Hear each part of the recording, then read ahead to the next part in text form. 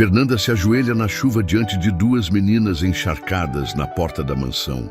Uma segura o ursinho molhado, a outra aperta o cachorrinho tremendo. "Não temos ninguém no mundo", suplica a maior. Roberto as observa, decidindo se abre a porta ou o coração. Roberto permanece imóvel por longos segundos, a chuva batendo nas pedras do jardim, enquanto seu olhar percorre as duas figuras pequenas e encharcadas que Fernanda protege com o próprio corpo. E algo dentro dele, algo que estava morto há 2 anos, se mexe levemente quando vê a determinação nos olhos da menina mais velha, que aperta o cachorrinho molhado contra o peito, como se aquele animal fosse sua única conexão com alguma segurança no mundo. Ele respira fundo, sentindo o peso da decisão que precisa tomar, observando como a água escorre dos cabelos emaranhados das crianças e forma pequenos rios sobre o chão de pedra. E antes que possa mudar de ideia ou racionalizar demais a situação, ele se afasta da porta e faz um gesto brusco com a cabeça. "Traga elas para dentro, Fernanda", diz com voz controlada, mas sem a frieza habitual que costuma usar com todos ao seu redor. Antes que peguem pneumonia aí fora. Ele vira as costas rapidamente, entrando na mansão, sem olhar para trás, deixando a porta aberta como um convite silencioso que faz Fernanda soltar o ar que nem percebeu estar prendendo desde que encontrou as meninas tremendo na entrada. Fernanda não hesita nem por um segundo, puxando as duas meninas pela mão e subindo os degraus escorregadios com cuidado extremo, sussurrando palavras de encorajamento enquanto as conduz para dentro do hall luxuoso, onde a luz dourada dos lustres de cristal contrasta brutalmente com suas roupas encharcadas e sujas de lama seca. A água escorre das crianças e forma poças imediatas no mármore branco imaculado, misturando-se com a lama de seus pés descalços e machucados. Mas Fernanda ignora completamente a sujeira que ela mesma terá que limpar depois, focada apenas em tirar aquelas duas pequenas da tempestade que continua rugindo lá fora com intensidade assustadora. Roberto está parado no centro do hall, de costas para elas, as mãos enterradas nos bolsos da calça do terno azul escuro, que está levemente úmido nos ombros pela chuva que o alcançou, e sua postura rígida indica claramente que ele está travando uma batalha interna consigo mesmo, questionando sua própria decisão de permitir que estranhas entrassem em seu santuário cuidadosamente controlado nos últimos 2 anos.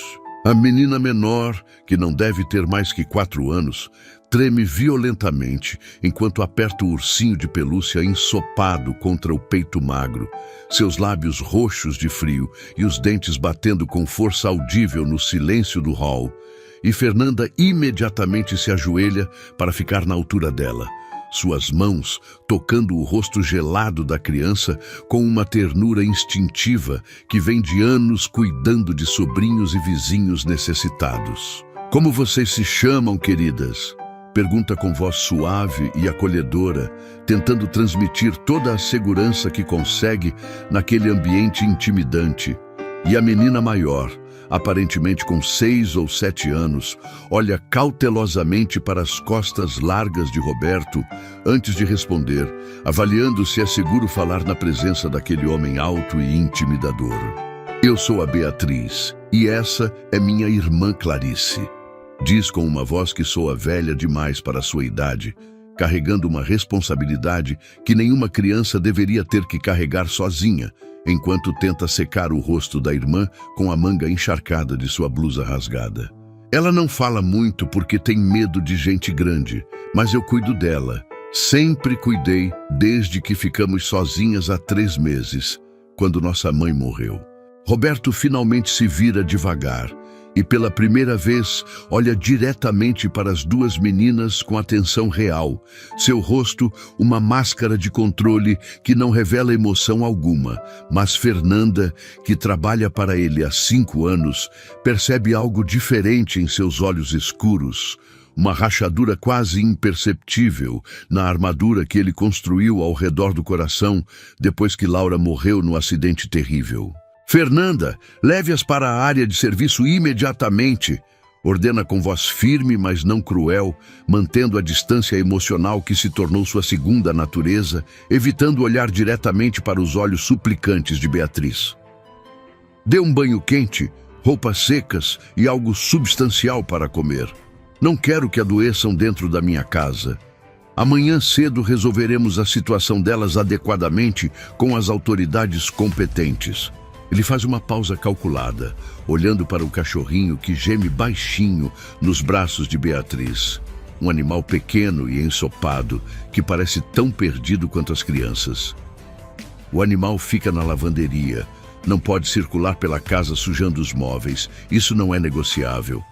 Fernanda assente rapidamente, sabendo que não é momento para discussões ou questionamentos sobre suas ordens, e que aquela concessão já é maior do que esperava de um homem que se fechou completamente para o mundo, conduzindo as meninas pelo corredor largo que leva às dependências dos funcionários na parte de trás da mansão, seus passos ecoando no mármore, enquanto Roberto permanece sozinho no hall, observando as pegadas molhadas e lamacentas que elas deixaram para trás.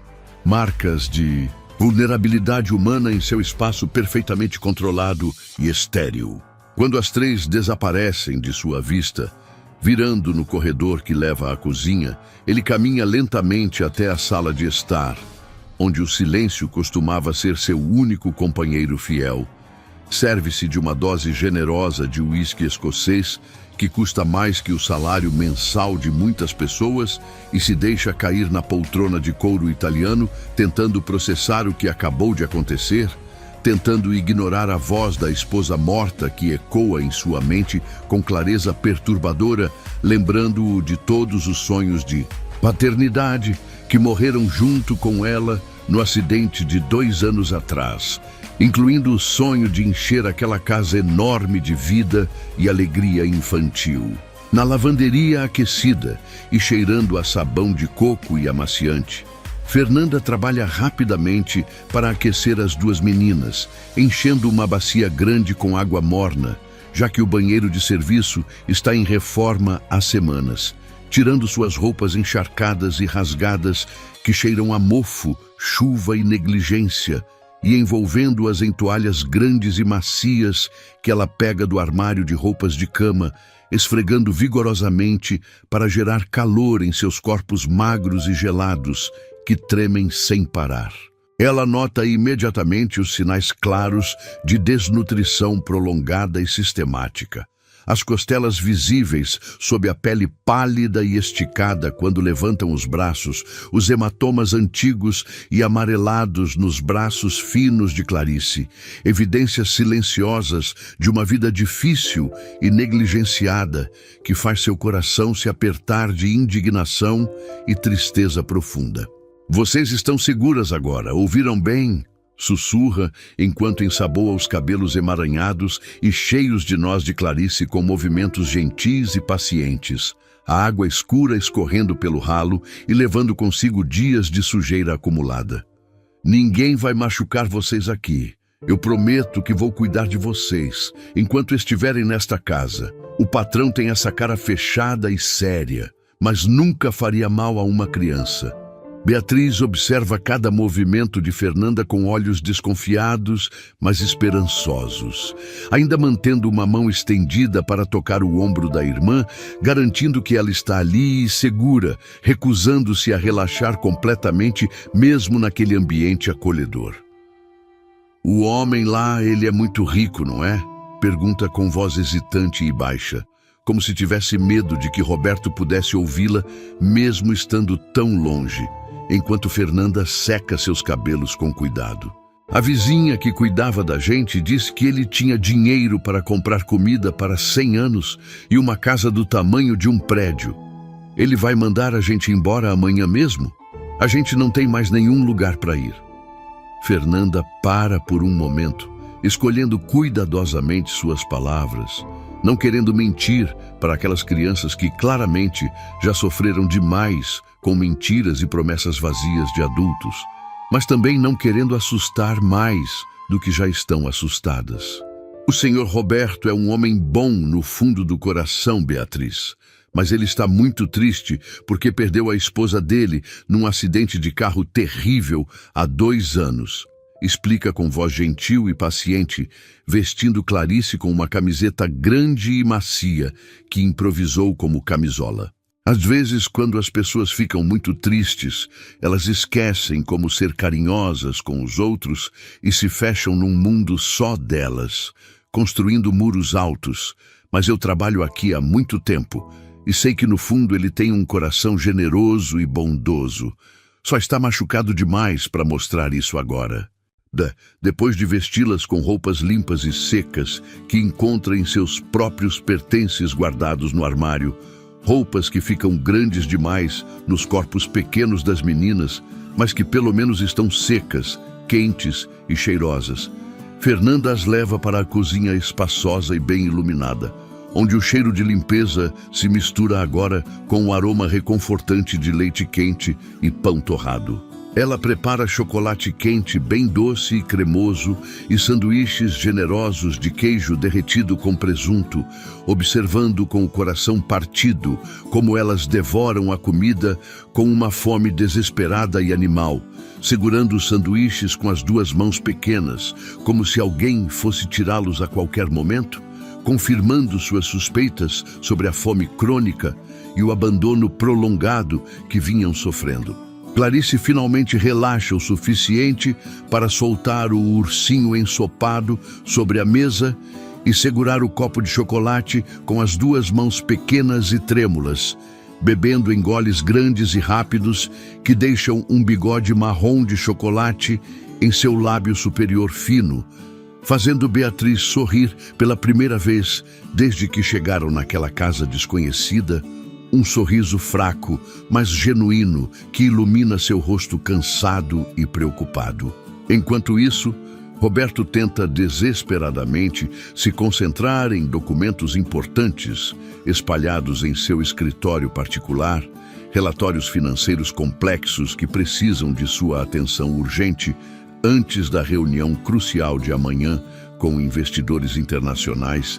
Mas o som distante de talheres batendo nos pratos e vozes baixas e hesitantes vindas da cozinha o perturba profundamente, invadindo o isolamento cuidadoso que ele cultivou com tanto esforço nos últimos 2 anos. Ele se levanta irritado com sua própria falta de concentração e incapacidade de focar no trabalho que sempre foi seu refúgio seguro, larga os papéis na mesa de mogno importado e caminha até a porta da cozinha com passos silenciosos, observando através da fresta estreita a cena doméstica que se desenrola diante dele sem que ninguém perceba sua presença vigilante. Fernanda está sentada à mesa grande de madeira com as meninas, e o cachorro, agora seco e parecendo uma pequena bola de pelos castanhos e brancos, lambe migalhas da mão estendida de Clarice, criando uma atmosfera de calor e normalidade que sua casa não conhece há anos, uma cena que ele viu tantas vezes em seus sonhos antes da tragédia, que mudou tudo. Beatriz percebe sua presença primeiro, seus instintos de sobrevivência aguçados por meses de incerteza e perigo, ficando rígida na cadeira e parando de comer imediatamente, o sanduíche pela metade caindo de sua mão sobre o prato de porcelana, e Roberto sente uma pontada inesperada de culpa ao ver o medo instantâneo que toma conta dos olhos castanhos da menina, percebendo que para ela ele representa uma ameaça potencial e não um salvador. Fernanda segue o olhar assustado dela e se levanta rapidamente da cadeira, limpando as mãos no avental branco que usa sobre o uniforme, colocando-se instintivamente entre ele e as crianças como um escudo protetor, como uma leoa defendendo seus filhotes de um predador. Seu Roberto, elas já comeram bem e estão limpas e aquecidas. Eu ia arrumar o quarto de serviço pequeno para elas dormirem comigo esta noite, diz apressadamente, tentando ler a expressão indecifrável do patrão, colocando-se instintivamente entre ele e as crianças vulneráveis. Amanhã cedo, o Senhor pode fazer todas as ligações necessárias para as autoridades competentes. Roberto entra na cozinha completamente, seus passos pesados ecoando no piso de cerâmica, seus olhos percorrendo os pratos vazios que foram limpos até a última migalha e as faces ainda magras das meninas que comeram como se não soubessem quando teriam outra refeição decente. E algo em sua expressão habitualmente dura se suaviza imperceptivelmente ao notar o tamanho minúsculo das mãos de Clarice segurando o copo grande, uma mudança tão sutil que apenas alguém que o conhece bem como Fernanda consegue notar. Quantos anos vocês têm exatamente? Pergunta diretamente, sua voz saindo mais gentil do que pretendia, sem o tom frio e distante que usa normalmente com estranhos, puxando uma cadeira e sentando-se na ponta oposta da mesa, mantendo uma distância segura, mas não ameaçadora. Beatriz levanta o queixo com uma coragem surpreendente para alguém tão pequeno e claramente assustado, engolindo o pedaço de pão que estava em sua boca e enfrentando o olhar dele com dignidade impressionante. Eu tenho 7 anos e Clarice tem 4, senhor. Responde com toda a dignidade que consegue reunir, endireitando as costas magras. A gente não vai dar trabalho nenhum, eu prometo. A gente sabe se virar sozinha desde sempre. Eu sei limpar casa, lavar louça e cozinhar um pouco, e a Clarice é muito obediente e quieta. A declaração atinge Roberto como um soco direto no estômago. A maturidade forçada e antinatural daquela criança pequena, lembrando-o dolorosamente de sua própria infância difícil em um orfanato superlotado e frio, antes que o sucesso implacável nos negócios lhe trouxesse toda a segurança e conforto material que o dinheiro pode comprar, lembrando-o visceralmente de como é ter que crescer antes do tempo por necessidade de sobrevivência. De onde vocês vieram exatamente? Quem foi a pessoa responsável por trazê-las até aqui?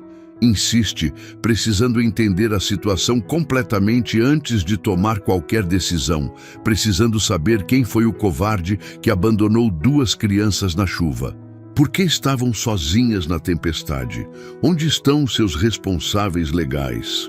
Beatriz troca um olhar rápido e significativo com Clarice antes de responder, e Roberto percebe a comunicação silenciosa entre as irmãs, o jeito como a mais velha protege instintivamente a menor de informações dolorosas demais, assumindo todo o peso emocional da responsabilidade, tocando seu braço magro em um gesto reconfortante.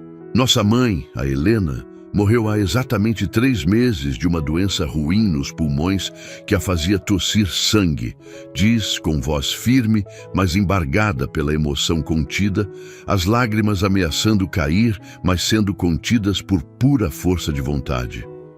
A gente não tem pai. Ele foi embora antes da Clarice nascer e nunca mais voltou. Nunca mandou nenhuma carta. A gente estava morando com a dona Marisa, uma vizinha que conhecia nossa mãe do trabalho na fábrica.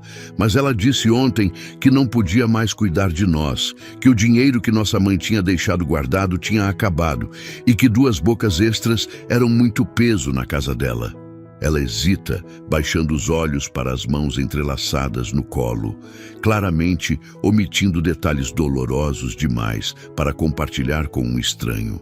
Hoje de manhã, bem cedo, ela nos acordou, colocou nossas poucas roupas numa sacola de plástico e nos levou de carro até aqui. Ela parou na esquina, apontou para o portão grande e disse que aqui era um lugar bom, que o dono da casa era muito rico e bondoso e que talvez ele pudesse nos ajudar porque ele entendia como é ficar sozinho no mundo depois de perder quem a gente ama. Roberto sente a raiva crescer dentro dele como uma onda quente e pulsante, não pelas meninas inocentes diante dele, mas pela covardia absurda e cruel de adultos que simplesmente abandonam crianças indefesas como se fossem lixo descartável, empurrando sua responsabilidade para outros sem o menor remorso. Essa vizinha, ela disse meu nome especificamente. Como ela sabia exatamente onde eu morava e quem eu era? pergunta com a mandíbula tensa, tentando controlar a indignação que cresce em seu peito.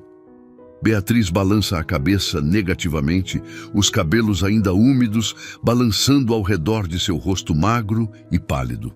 Ela só disse que era uma casa muito grande com portão de ferro preto e jardim bonito, que o homem que morava aqui tinha perdido a esposa há pouco tempo num acidente e ficado muito sozinho numa casa enorme, que talvez ele entendesse como é estar triste e sozinho e precisando de alguém para cuidar. A menção direta e crua à sua viuvez e solidão faz Roberto cerrar os punhos com força sobre a mesa, os nós dos dedos ficando brancos de tensão, percebendo que alguém usou sua tragédia pessoal e conhecida publicamente como justificativa conveniente para abandonar 2 crianças em sua porta, como se ele fosse uma instituição de caridade obrigada a resolver os problemas alheios. Ele olha fixamente para Clarice, que permanece calada, mas o observa com olhos grandes e assustados, segurando a mão de Beatriz com força debaixo da mesa. E sente algo estranho e desconfortável se mexer em seu peito, uma mistura confusa de proteção e identificação que não experimenta há muito tempo, desde antes de perder Laura e se fechar para o mundo. Fernanda percebe a tensão crescente no maxilar de Roberto e a rigidez de seus ombros e intervém suavemente, tocando seu braço com cuidado e delicadeza. Seu Roberto, elas estão completamente exaustas. Olhe para os olhinhos delas. Precisam dormir urgentemente. Diz com voz cuidadosa, mas firme, notando as olheiras profundas no rosto das crianças. Amanhã de manhã podemos conversar mais e decidir calmamente o que fazer, mas agora elas precisam de descanso e segurança. Roberto concorda com um aceno brusco da cabeça, sentindo-se sufocado pela carga emocional da situação e pela presença daquelas crianças que o obrigam a sentir coisas que ele tentou enterrar junto com Laura. Coloque-as no quarto de hóspedes azul do 2º andar, aquele com vista para o jardim. Decide impulsivamente, surpreendendo até a si mesmo com a escolha, pois aquele quarto fica no corredor principal, perto do seu próprio quarto. Tem roupas limpas no armário grande, pijamas infantis que comprei numa viagem e nunca foram usados, devem servir pelo menos na maior. Fernanda arregala os olhos com surpresa genuína, sabendo exatamente de onde vieram aquelas roupas infantis guardadas cuidadosamente no armário. Das compras esperançosas que Laura fazia nos últimos meses de vida, sonhando com filhos que nunca chegaram a existir. Roupas que Roberto nunca teve coragem de doar porque eram a materialização de sonhos perdidos. Mas ela não comenta absolutamente nada sobre isso. Apenas agradece silenciosamente com um sorriso aliviado e conduz as meninas escada acima, pela escadaria larga de mármore. Roberto as observa subir lentamente, notando como Beatriz guia Clarice com cuidado maternal, segurando sua mão pequena e esperando pacientemente quando ela tropeça nos degraus por causa do cansaço extremo. E quando elas finalmente desaparecem no corredor superior, ele volta para seu escritório, mas não consegue se concentrar em absolutamente nada, além daqueles olhos assustados e esperançosos que o observaram durante o jantar. Horas depois, quando a casa está completamente silenciosa e a chuva diminuiu para um chuvisco constante e melancólico, ele ouve passos leves e descalços na escada de madeira. Ele se vira rapidamente na poltrona e vê Beatriz parada na entrada da sala de estar, vestindo um pijama rosa de flanela com estampa de estrelas que fica vários tamanhos grande demais nela, as mangas cobrindo completamente suas mãos pequenas, segurando algo cuidadosamente contra o peito magro. "O que foi?" pergunta, o coração acelerando com preocupação imediata e instintiva. A Clarice piorou. "Ela está com febre ou passando mal?" "Não, senhor. Ela está dormindo bem pela primeira vez em semanas. A cama é muito macia e quentinha", responde Beatriz rapidamente, entrando na sala com passos hesitantes e inseguros, seus olhos pequenos percorrendo os móveis caros e as obras de arte nas paredes.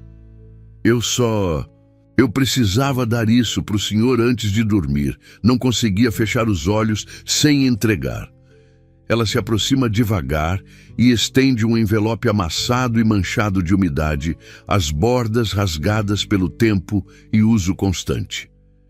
Minha mãe me fez prometer que se um dia a gente precisasse muito de ajuda e não tivesse mais ninguém no mundo inteiro, era para entregar isso para alguém de confiança que pudesse ler e entender.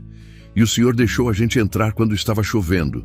Roberto pega o envelope com mãos trêmulas, notando seu próprio nome, Sr. Roberto, escrito em letra incerta e trêmula na frente, e sente um arrepio percorrer sua espinha. Ele o abre, rasgando o papel úmido com cuidado, e encontra uma carta curta escrita em papel de caderno pautado, datada de exatamente 3 meses atrás, com caneta azul que falha em alguns pontos. As palavras são simples e diretas, mas carregadas de desespero e esperança misturados, a caligrafia de uma mulher que sabia que estava morrendo. Sr. Roberto, se o senhor está lendo isso, é porque eu não consegui vencer a doença que está me matando aos poucos. E minhas meninas estão sozinhas no mundo. Minhas filhas Beatriz e Clarice são boas meninas, educadas e carinhosas. Não tem ninguém no mundo além uma da outra e da proteção de Deus. Sei que é muito pedir. Sei que não tenho direito nenhum de cobrar isso. Mas lembro de como o senhor e a dona Laura tratavam todos os funcionários com bondade e respeito quando eu trabalhava aí na limpeza há 5 anos. Por favor, pelo amor que o senhor tinha pela sua esposa e pela memória dela, não deixe elas irem para um orfanato ruim, onde vão ser separadas e maltratadas. Elas são tudo o que eu tenho neste mundo. Assinado, Helena Santos, ex-funcionária. Roberto baixa a carta lentamente, sentindo um nó doloroso na garganta que o impede de engolir. A memória de Helena voltando aos poucos através da névoa do tempo e da dor. Ela havia sido faxineira da mansão por quase 1 ano inteiro. Uma mulher quieta, extremamente trabalhadora e honesta, que sempre fazia seu serviço com perfeição e dedicação, que saíra do emprego quando engravidou pela 2ª vez e nunca mais retornara ou mantivera contato. E ele se lembra vagamente de Laura, elogiando sempre a honestidade e dedicação dela. Ele olha para Beatriz, que espera sua reação com as mãos entrelaçadas nervosamente na frente do corpo pequeno, e sente o peso esmagador da responsabilidade que acabou de cair sobre seus ombros sem aviso. Um peso que ele não pediu, mas que agora não consegue simplesmente ignorar. Sua mãe era uma pessoa muito digna e trabalhadora, Beatriz, diz finalmente, sua voz mais suave e rouca que de costume, dobrando a carta com cuidado reverente e guardando-a no bolso da camisa, perto do coração que bate acelerado. Ela sempre fez seu trabalho com muito capricho e dedicação. Volte para a cama agora. Você precisa descansar. Amanhã não vou ligar para o conselho tutelar, nem para a polícia, como tinha planejado inicialmente. Vamos encontrar outra solução melhor para todas nós, eu prometo solenemente. O rosto magro da menina se ilumina com um sorriso tímido, mas genuíno, seus ombros relaxando pela primeira vez desde que chegou. O primeiro sorriso real que ele vê nela. Obrigada, tio Roberto, sussurra com voz embargada pela emoção, usando o tratamento carinhoso que soa estranhamente natural e familiar, saindo de sua boca pequena, antes de correr de volta para o quarto com passos leves que ecoam no corredor silencioso. Roberto fica sozinho na sala, segurando o copo de uísque, agora quente, e olhando fixamente para o retrato a óleo de Laura sobre a lareira de mármore, onde ela sorri eternamente jovem e radiante, congelada no tempo antes da tragédia. Pela primeira vez em 2 longos anos, ele consegue imaginar a voz dela claramente em sua cabeça, não com tristeza esmagadora, mas com firmeza e determinação, dizendo exatamente o que ela diria nessa situação complicada. Você sabe exatamente o que precisa fazer, Roberto. Não seja covarde agora. Essas meninas chegaram até nós por um motivo e você não vai virar as costas para elas como o mundo fez. Na manhã seguinte, Roberto acorda mais cedo que o habitual, antes mesmo do despertador tocar, com a luz dourada do sol, entrando pelas frestas da cortina pesada, indicando que a tempestade finalmente passou e deixou o ar limpo e fresco. Ele veste roupas casuais pela primeira vez em meses, uma calça jeans escura e uma camisa polo azul marinho, em vez do terno formal de sempre, um pequeno sinal visual de que algo fundamental mudou em sua rotina rígida e controlada. Ao descer para a cozinha às 7 da manhã, encontra Fernanda preparando pilhas altas de panquecas americanas douradas, o cheiro doce de baunilha e canela preenchendo o ar matinal, enquanto as meninas, já vestidas com as roupas novas que Fernanda conseguiu ajustar durante a noite, ajudam a pôr a mesa com cuidado extremo, uma cena doméstica caótica, mas bonita, que faz seu coração apertar de saudade e esperança misturadas ao mesmo tempo. "Bom dia", diz simplesmente parando na porta da cozinha e observando a movimentação. E Clarice, que até então só falara sussurros inaudíveis para a irmã, o surpreende completamente virando-se e respondendo com voz clara e infantil. "Bom dia, tio Roberto. A Fernanda está fazendo panqueca igual minha mãe fazia no meu aniversário quando tinha dinheiro para comprar os ingredientes." A naturalidade espontânea da criança o desarma completamente, quebrando qualquer barreira defensiva que ele ainda tentasse manter. E ele sente os cantos da boca se moverem em algo que quase pode ser chamado de sorriso genuíno, uma expressão que seu rosto esqueceu como fazer nos últimos 2 anos. Durante o café da manhã, tranquilo e ensolarado, ele observa as 2 meninas comerem com apetite saudável, mas ainda controlado, notando como Beatriz cuida discretamente de Clarice, limpando o canto da boca dela com o guardanapo, cortando sua panqueca em pedaços menores e garantindo que ela beba todo o leite antes de pedir mais suco de laranja. A dinâmica de proteção e cuidado entre elas o toca profundamente, lembrando-o da importância dos laços familiares que ele próprio perdeu quando seus pais morreram jovens e ele teve que lutar sozinho pelo seu império financeiro. "Beatriz, Clarice", diz ele quando terminam de comer, e o silêncio confortável se instala sobre a mesa, limpando a garganta nervosamente. "Eu li a carta da mãe de vocês várias vezes durante a noite. Eu me lembro bem da Helena. Ela trabalhou aqui quando a casa estava sendo reformada há 5 anos. Era uma mulher muito boa e dedicada."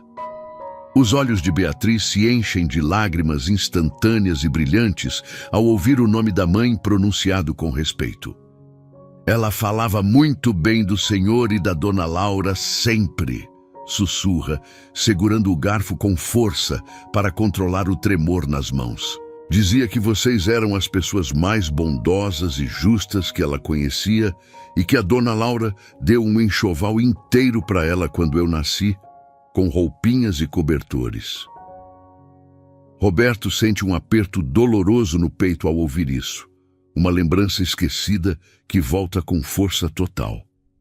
"A situação de vocês é muito complicada, meninas", continua ele, escolhendo as palavras cuidadosamente, tentando ser honesto e responsável.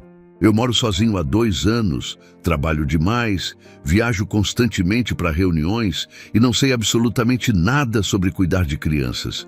Minha vida não é adaptada para isso, nunca foi. Mas..."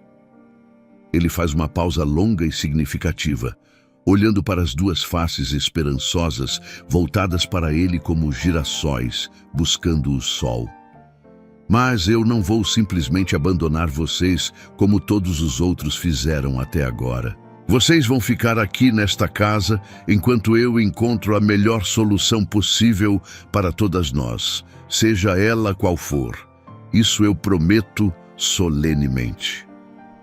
Clarice inclina a cabeça para o lado, curiosa e inocente, seus pés pequenos balançando na cadeira alta demais para ela. o senhor vai ser nosso pai novo, então? Pergunta com a inocência brutal e direta das crianças pequenas que não entendem sutilezas ou diplomacia. A pergunta atinge Roberto como um raio direto no peito, paralisando-o por um segundo inteiro.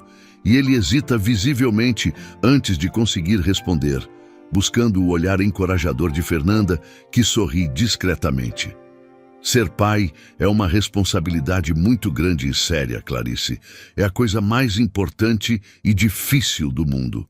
Eu preciso aprender muitas coisas e descobrir se sou realmente capaz antes de poder ser o que vocês merecem e precisam. Beatriz, sempre a mais madura e perceptiva, intervém rapidamente com sua sabedoria precoce. A gente pode ensinar o senhor como fazer. Oferece com seriedade tocante e madura demais para sua idade. A gente sabe fazer muita coisa sozinha, pode ajudar na casa com tudo, não vai dar trabalho nenhum. Eu prometo que a Clarice não vai riscar as paredes nem quebrar nada. O Roberto sente o peito apertar dolorosamente com a determinação desesperada daquela menina pequena em garantir um teto seguro. E percebe que sua decisão já está praticamente tomada em seu coração, mesmo que ainda não tenha coragem de admitir completamente para si mesmo. O dia passa rapidamente numa mistura surreal de rotina de trabalho e caos infantil completamente novo. Fernanda leva as meninas para comprar roupas adequadas, sapatos confortáveis e alguns brinquedos básicos no shopping center, enquanto Roberto cancela 3 reuniões importantes e extremamente lucrativas para pesquisar freneticamente na internet sobre processos de guarda legal, adoção no Brasil e direitos da criança, imprimindo pilhas enormes de documentos jurídicos complexos. Quando elas retornam à tarde, carregadas de sacolas coloridas e com sorrisos genuínos nos rostos antes tão tristes, ele percebe como a casa enorme parece mais viva e completa, como se as paredes absorvessem a energia positiva delas e ganhassem cor. Durante o jantar animado, Clarice conta entusiasmada sobre o passeio, descrevendo cada detalhe da vitrine de brinquedos e do sorvete de chocolate que tomaram com o entusiasmo típico e contagiante de uma criança de 4 anos que nunca teve muitas experiências boas na vida. Enquanto Beatriz observa Roberto cuidadosamente, analisando suas reações como se tentasse decifrar se ele está se arrependendo de tê-las acolhido. O cachorro, que elas insistiram em batizar oficialmente de Bolinha, dorme tranquilamente aos pés da mesa sobre um tapete persa caríssimo, já completamente adaptado à nova rotina confortável e ignorando completamente a regra inicial de ficar confinado na lavanderia. Quando chega a hora de dormir, Roberto sente um impulso estranho e inexplicável e decide acompanhá-las pessoalmente até o quarto, uma atitude que surpreende até Fernanda, que o observa discretamente do corredor. Ele as observa se acomodarem juntas na cama grande, Clarice abraçada ao ursinho, agora limpo e cheiroso, e Beatriz segurando a mão pequena da irmã sob o edredom macio, e sente uma proteção feroz e completamente inédita crescer em seu peito como uma chama quente. Tio Roberto, chama Beatriz quando ele está prestes a apagar a luz e sair do quarto. Muito obrigada por não ter mandado a gente embora hoje, mesmo a gente sendo estranhas e dando trabalho. Roberto para na porta, profundamente emocionado pela gratidão simples e sincera da menina que esperava ser rejeitada mais uma vez. Obrigada por ter me dado a chance de finalmente fazer a coisa certa na vida, Beatriz.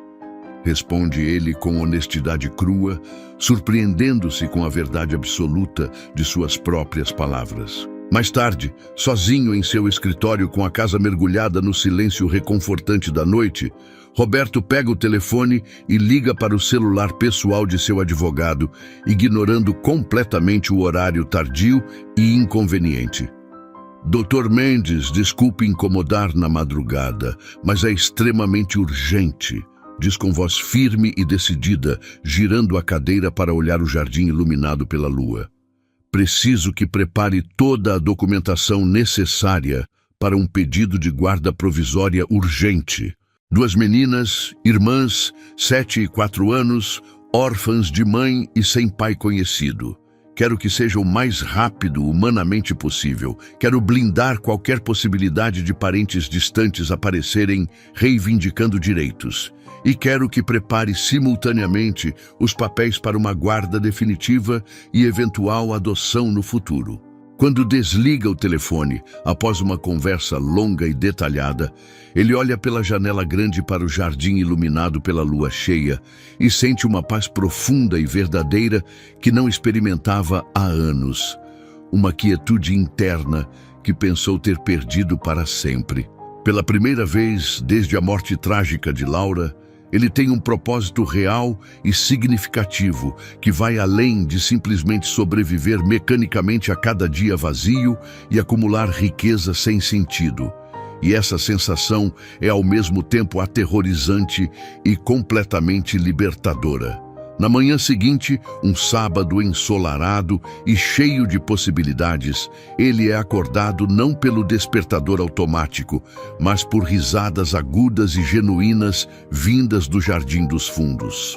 Ao olhar pela janela do quarto, vê Beatriz ensinando pacientemente Clarice a jogar uma bola de plástico colorida com bolinha, correndo atrás na grama ainda úmida do orvalho matinal, enquanto Fernanda observa da varanda com uma bandeja de suco fresco na mão e um sorriso maternal orgulhoso no rosto.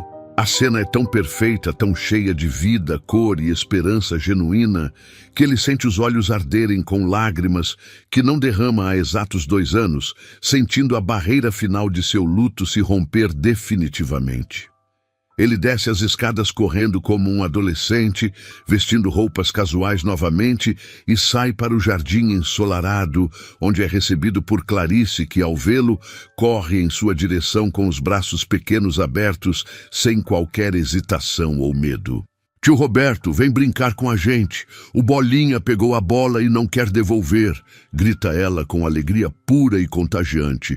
E antes que ele possa resistir ou pensar na dignidade de sua posição social, se encontra sentado na grama úmida, jogando bola com 2 meninas que riem como se nunca tivessem conhecido a tristeza do abandono ou a dor da perda. Naquele momento perfeito e transformador, observando Beatriz ajudar Clarice a chutar a bola com mais força e ouvindo suas gargalhadas cristalinas ecoarem pelo jardim que estava morto e silencioso há tanto tempo, Roberto finalmente entende profundamente o que Laura sempre tentara lhe dizer sobre a importância vital de abrir o coração para o amor verdadeiro, mesmo quando isso significa arriscar a dor terrível da perda, porque o amor é a única coisa no mundo que realmente cura e dá sentido à existência. Ele olha para Fernanda, que observa a cena com lágrimas de felicidade genuína nos olhos, e depois para as 2 meninas que transformaram sua casa vazia e fria em um lar verdadeiramente cheio de vida em menos de 48 horas. E sabe com absoluta certeza que sua decisão está tomada de forma definitiva e completamente irrevogável. Não há mais volta possível. Fernanda, chama ele, levantando-se e sacudindo a grama molhada das calças jeans, sentindo-se mais leve e vivo do que em anos.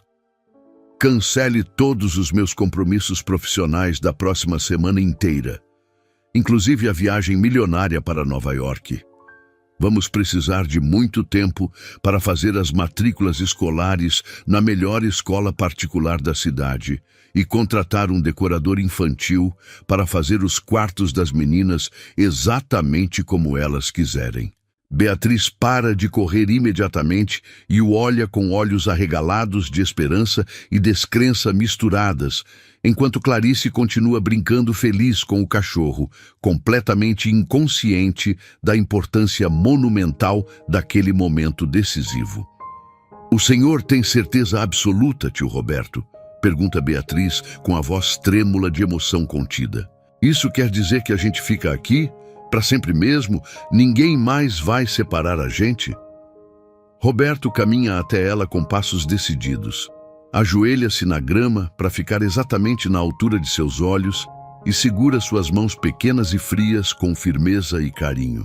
Tenho certeza absoluta e inabalável, Beatriz, diz ele, olhando no fundo dos olhos castanhos da menina com toda a sinceridade que possui. Tenho certeza de que Laura estaria extremamente orgulhosa da família que estamos começando a construir aqui juntos. E tenho certeza de que vocês não vieram parar na minha porta por simples acaso ou coincidência. Beatriz se joga em seus braços num abraço apertado e desesperado, chorando de alívio e felicidade, e Roberto a abraça de volta com força, fechando os olhos e sentindo seu coração bater forte e vivo novamente, depois de tanto tempo morto. Mas agora precisamos entrar rapidamente, diz ele, separando-se dela com um sorriso genuíno enquanto se levanta e limpa uma lágrima discreta que escorre por sua face.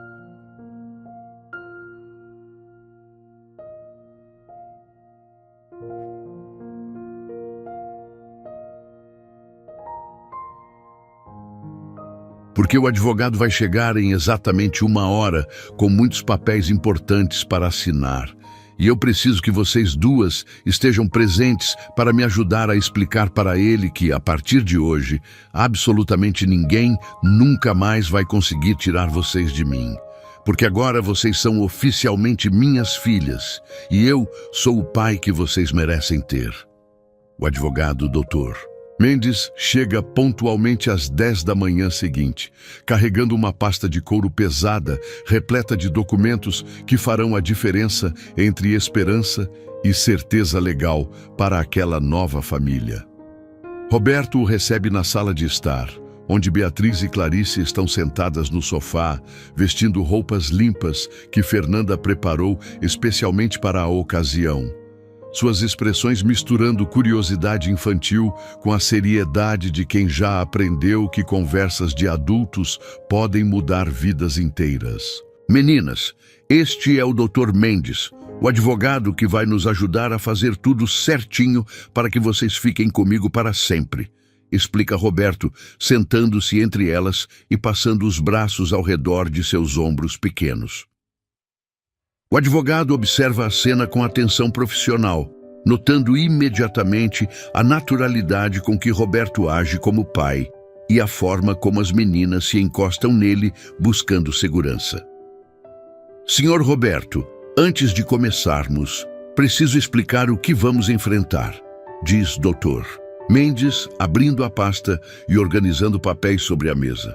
O processo de guarda provisória pode ser obtido rapidamente, mas a adoção definitiva é um caminho longo que pode levar até 2 anos, com avaliações psicológicas, visitas domiciliares e audiências judiciais. Beatriz ergue a mão timidamente. Isso quer dizer que alguém pode nos tirar daqui antes disso? Pergunta com voz pequena, mas determinada. Dr. Mendes se inclina em direção a ela com gentileza. A guarda provisória vai impedir isso, Beatriz. Uma vez que o juiz assinar o documento, vocês estarão legalmente protegidas aqui com seu pai. Roberto sente o coração apertar ao ouvir a palavra pai sendo usada tão naturalmente. Dr. Mendes, quanto tempo para conseguirmos essa guarda provisória? Pergunta com urgência paternal. Com os contatos certos, posso ter uma decisão judicial em 1 semana, no máximo 10 dias, responde o advogado. Mas precisamos agir rapidamente. O juiz da vara da infância é rigoroso, mas justo, e a situação de vocês é bastante favorável. Durante as 3 horas seguintes, eles preenchem formulários intermináveis, assinam declarações e respondem perguntas detalhadas sobre rotina, planos educacionais e estrutura familiar. Fernanda é chamada para testemunhar sobre as circunstâncias da chegada das meninas, relatando com emoção visível como Clarice voltou a sorrir e como Beatriz começou a relaxar. Elas chegaram aqui como 2 criaturinhas assustadas e feridas, diz Fernanda, enxugando uma lágrima. Hoje de manhã eu as ouvi rindo no quarto, fazendo planos para decorar as paredes. Isso não tem preço, doutor. Na segunda-feira seguinte, Dr. Mendes protocola o pedido de guarda provisória no fórum, usando todos os seus contatos para acelerar o processo. Enquanto isso, Roberto reorganiza completamente sua rotina de trabalho, delegando responsabilidades cruciais para seus gerentes e estabelecendo que nenhuma reunião pode ser marcada nos horários de entrada e saída da escola das meninas. A primeira semana na escola particular é um teste de resistência emocional para todos. Beatriz fica intimidada com o ambiente luxuoso e as crianças confiantes que parecem ter nascido naquele mundo de privilégios. Clarice adapta-se mais facilmente, sua natureza doce conquistando rapidamente professores e colegas. O primeiro problema sério surge na terceira semana de aula. Beatriz chega em casa com o uniforme sujo e os olhos vermelhos de tanto chorar, jogando a mochila no chão com força. Elas ficam falando que eu sou uma intrusa, que não pertenço àquela escola porque não nasci rica, soluça ela, escondendo o rosto nas mãos. Disseram que você vai se cansar de brincar de pai e que logo vai me devolver. Roberto sente uma fúria gelada subir por sua espinha, mas se controla, ajoelhando-se na frente dela e segurando suas mãos com firmeza gentil. Beatriz, olhe para mim, diz ele com voz firme, mas carinhosa. Pessoas que falam essas coisas cruéis são pessoas que nunca conheceram amor verdadeiro. Você não foi adotada por caridade, você foi escolhida por amor. Você e Clarice me ensinaram a voltar a viver. Ele limpa as lágrimas do rosto dela. Amanhã cedo vou à escola conversar com a diretora sobre bullying. Ninguém vai maltratar minha filha e continuar impune. E quero que você entenda, você pertence a qualquer lugar onde escolher estar, porque você tem valor próprio. Na manhã seguinte, Roberto chega à escola vestindo seu melhor terno e carregando a autoridade natural de quem está acostumado a resolver problemas complexos. A conversa com a diretora é tensa, mas produtiva, resultando em uma palestra obrigatória sobre diversidade familiar para todas as turmas. Senhora diretora, eu pago uma mensalidade altíssima para que minhas filhas tenham educação de qualidade, e isso inclui educação emocional, diz ele com voz inflexível. Se esta instituição não consegue garantir um ambiente seguro para todas as crianças, talvez eu precise reconsiderar meu investimento aqui. A mudança no ambiente escolar é gradual, mas perceptível. Beatriz começa a fazer amizades genuínas e suas notas melhoram consistentemente. Roberto faz questão de participar ativamente da vida escolar das meninas, comparecendo a todas as reuniões, apresentações e eventos, sempre acompanhado de Fernanda, que rapidamente se torna conhecida como a mãe das meninas entre os outros pais. 6 meses após aquela noite chuvosa, chega finalmente a ligação esperada. Senhor, Roberto, temos a decisão judicial, anuncia Dr. Mendes com satisfação evidente. O juiz concedeu a guarda provisória imediata e autorizou o início do processo de adoção definitiva. Beatriz e Clarice agora são oficialmente suas filhas perante a lei. Roberto fecha os olhos, sentindo um alívio tão profundo que suas pernas quase cedem e, quando desliga, corre para o jardim onde as meninas brincam. Meninas, venham aqui, grita ele. E quando elas correm em sua direção, ele as pega no colo, girando com elas. Agora é oficial. Vocês são minhas filhas perante a lei. Ninguém nunca mais vai conseguir separar nossa família. Beatriz se agarra ao pescoço dele, chorando de alívio, enquanto Clarice grita de alegria, percebendo a importância do momento pela emoção dos adultos. Naquela noite, depois de um jantar comemorativo, Roberto coloca as meninas para dormir com o ritual que se tornou sagrado. Senta na beira da cama de cada uma, lê uma história e conversa sobre o dia. Pai, diz Beatriz, obrigada por ter lutado por nós mesmo quando a gente não tinha nada para oferecer. Roberto sente a garganta apertar. Beatriz, Vocês me deram tudo, um motivo para sorrir de novo, uma razão para acordar feliz, a chance de ser pai. Eu que deveria agradecer. Os meses seguintes trazem uma estabilidade emocional que Roberto não sentia há anos. A casa pulsa com vida e alegria. Roberto aprende a equilibrar trabalho e família, nunca perdendo eventos importantes. Ele está presente na apresentação de dança de Clarice, gravando cada segundo com orgulho paternal, e ajuda Beatriz com seu projeto de ciências, passando um fim de semana inteiro construindo uma maquete que ganha o primeiro lugar na feira. Durante esse período, algo sutil, mas poderoso, começa a florescer entre Roberto e Fernanda. A convivência diária, o cuidado compartilhado pelas meninas, as decisões tomadas em conjunto os aproximam de maneiras que vão além da relação profissional. Roberto começa a depender dela, não só para a logística doméstica, mas para conselhos sobre paternidade, para compartilhar as pequenas vitórias do dia a dia e para a companhia reconfortante nas noites depois que as crianças dormem. Uma noite, enquanto organizam juntos os brinquedos espalhados pela sala, Roberto para e observa Fernanda dobrar cuidadosamente os vestidos das bonecas de Clarice. "Fernanda", diz ele suavemente, "eu não sei como agradecer tudo o que você fez por nós. Você não apenas cuidou das meninas, você me ensinou a ser pai." Fernanda sente o rosto queimar, desviando o olhar. "Você sempre teve bondade no coração, Roberto. Só precisava de um motivo para deixá-la sair." Quando ela pronuncia seu nome sem o título formal, algo muda no ar entre eles. As meninas, com a sabedoria intuitiva das crianças, percebem a mudança antes dos próprios adultos. "Por que o papai não namora a Fernanda?" pergunta Clarice um dia, fazendo Roberto engasgar e Fernanda derrubar o garfo. Beatriz complementa com sua lógica prática. Vocês já agem como pai e mãe mesmo. Só falta oficializar." O constrangimento inicial dá lugar a uma tensão elétrica nos dias seguintes, com Roberto notando detalhes que antes passavam despercebidos.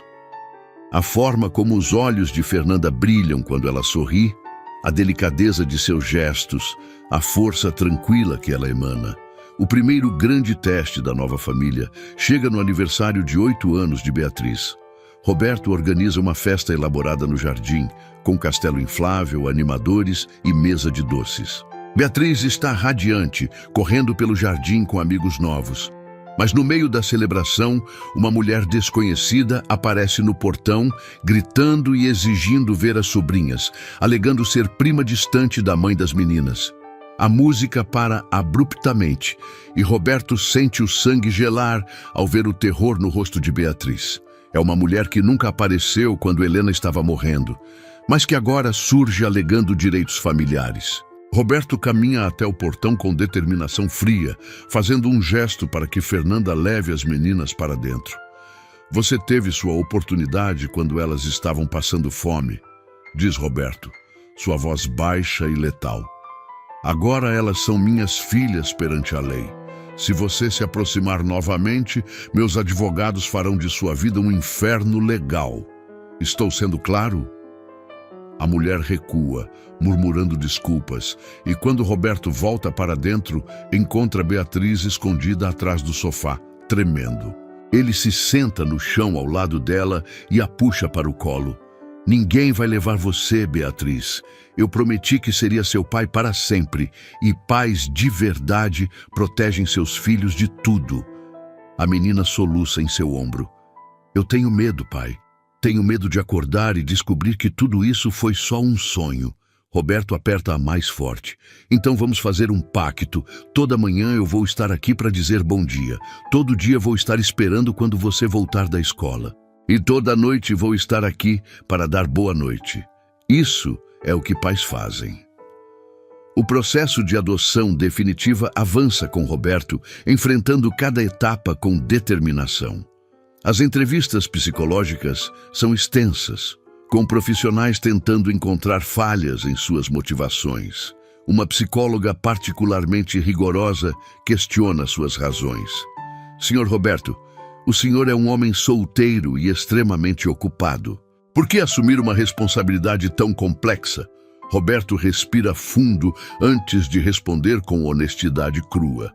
Doutora, porque caridade é dar dinheiro para aliviar a consciência, mas paternidade é dar amor, tempo e vida.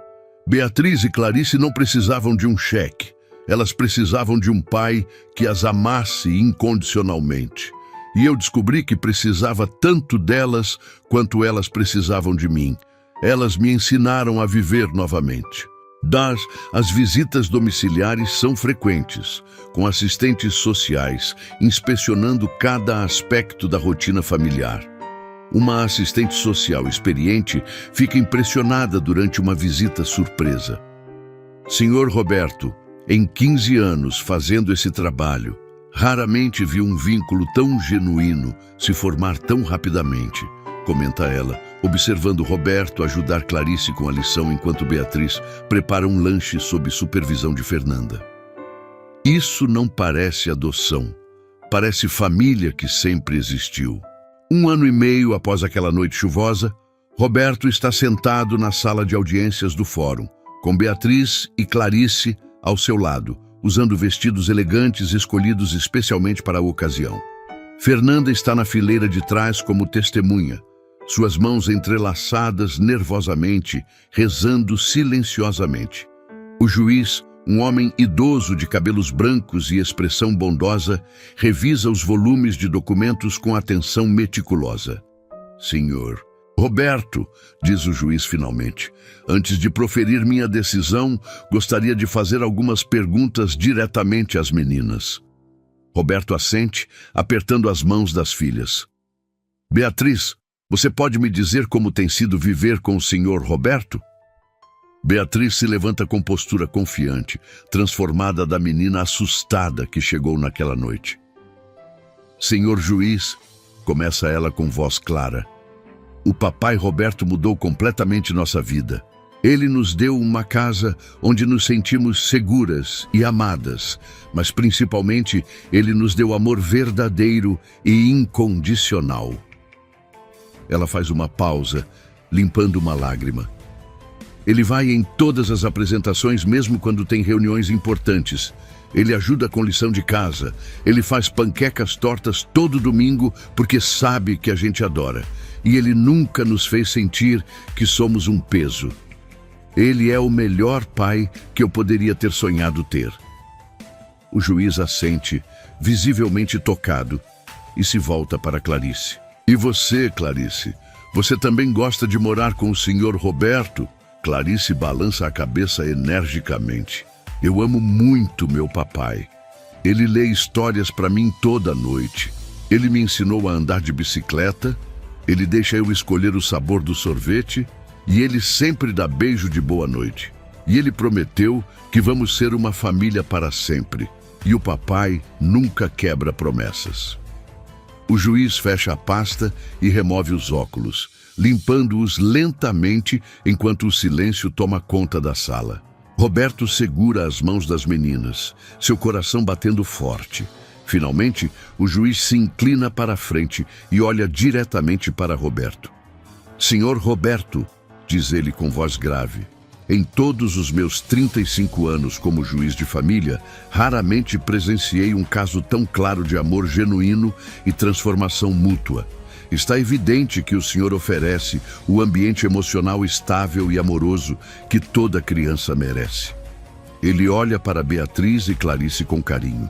Portanto, defiro integralmente o pedido de adoção definitiva. A partir deste momento, Beatriz Santos e Clarice Santos passam a se chamar Beatriz Almeida e Clarice Almeida, filhas legítimas do senhor Roberto Almeida.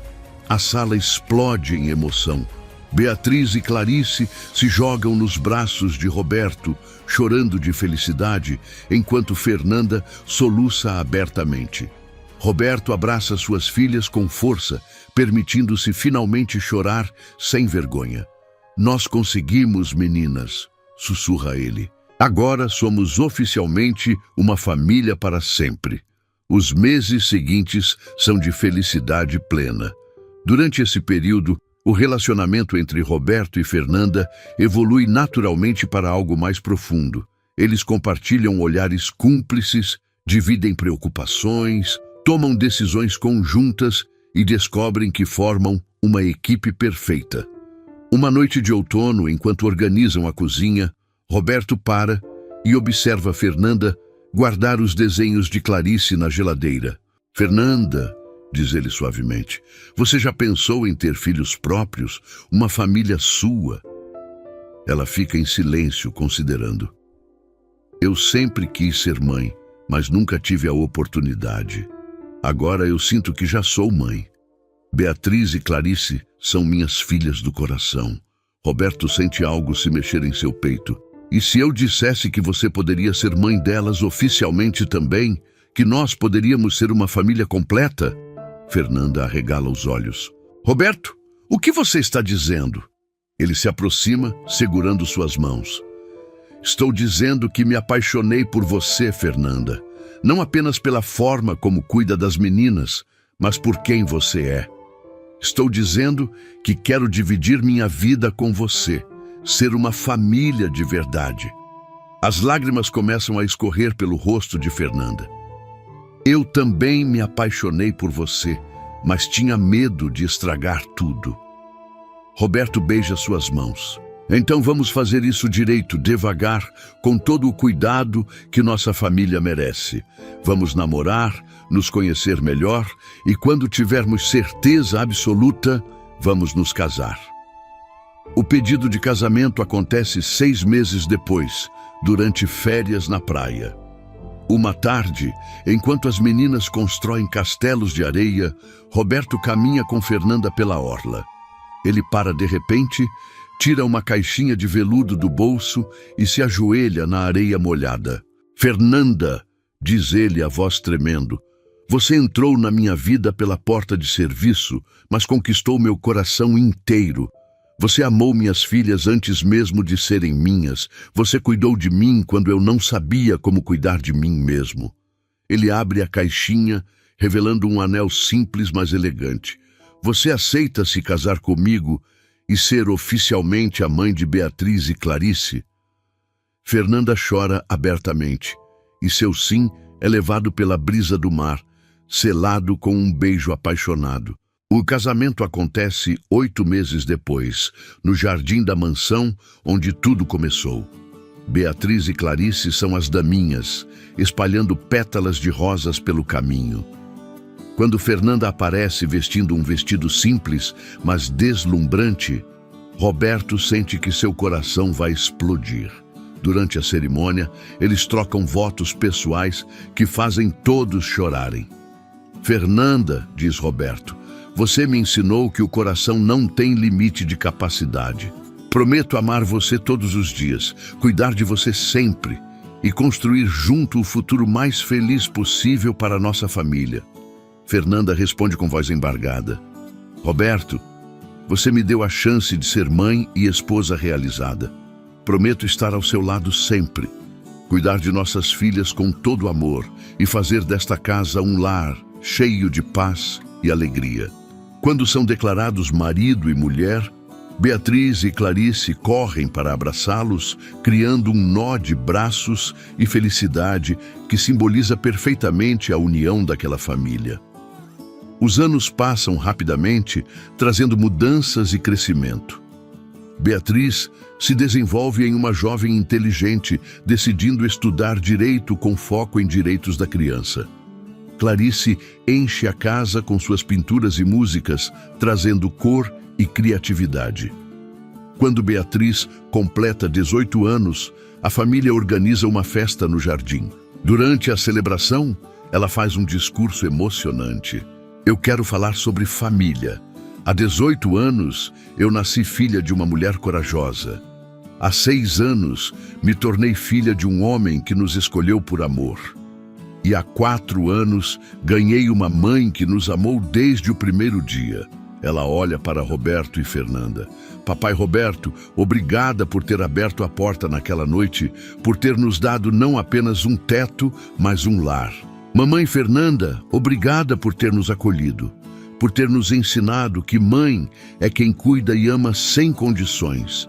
Vocês me deram a família mais perfeita que eu poderia sonhar. Em uma noite de dezembro, exatamente 6 anos após aquela tempestade, a família está reunida na sala decorada para o Natal. Clarice toca violão e canta uma música que compôs para a família, enquanto Beatriz organiza os presentes. Roberto e Fernanda estão no sofá, ela apoiada em seu ombro, observando suas filhas com contentamento profundo. Você se lembra daquela primeira noite? Sussurra Fernanda.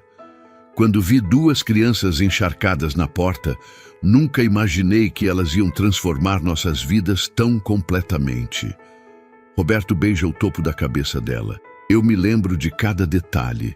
Me lembro de ter medo de abrir a porta, de como você não hesitou em protegê-las. Me lembro de pensar que minha vida tinha acabado e de como descobri que estava apenas começando. Naquela noite, depois que todos dormem, Roberto sai para o jardim, parando exatamente onde estava naquela noite chuvosa. Ele olha para as estrelas e sente uma gratidão profunda. Pensa em Helena e sussurra: obrigado por ter confiado suas filhas a mim. Eu cuidei delas como você queria. Pensa em Laura. Obrigado por ter me ensinado que o coração tem espaço infinito quando o amor é verdadeiro. Na manhã seguinte, Roberto acorda com cheiro de panquecas queimadas. Ele desce e encontra Beatriz e Clarice preparando café surpresa, com a cozinha bagunçada, mas cheia de amor. Surpresa, papai! Feliz aniversário de família! Gritam elas.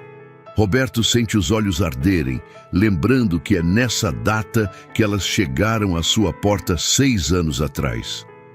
Mais tarde, quando já estão se preparando para dormir, Clarice e Beatriz pedem para dormir no quarto dos pais. Logo todos estão acomodados na cama king size, como quando as meninas eram pequenas.